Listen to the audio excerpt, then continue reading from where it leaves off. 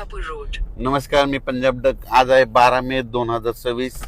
मी जात आहे वैजापूर या ठिकाणी बायोसीड्स कंपनीने शेतकऱ्यासाठी एक शेतकरी चर्चासत्र आयोजित केलेलं आहे।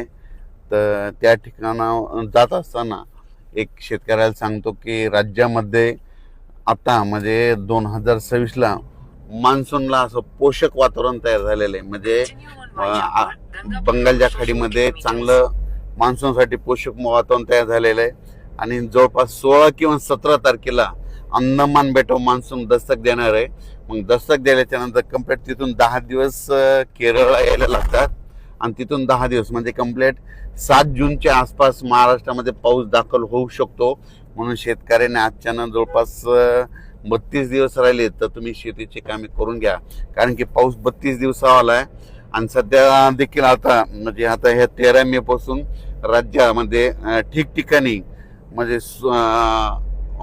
मान्सून पूर्व पावसाला सुरुवात होणार आहे। अवकाळी पाऊस पडणार आहे, सगळीकडनं नाही पडणार, भाग बदलत दररोज वेगवेगळ्या भागात पावसाला सुरुवात होणार आहे। म्हणून हे देखील अंदाज लक्षात येतात।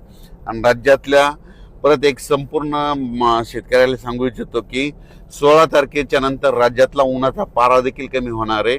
म्हणजे 16 तारखेच्या नंतर राज्यातला सगळीकडला पारा 40 अंशाच्या खाली, म्हणजे काही ठिकाणी 36, 37, 38 अंशापर्यंत राहणार आहे।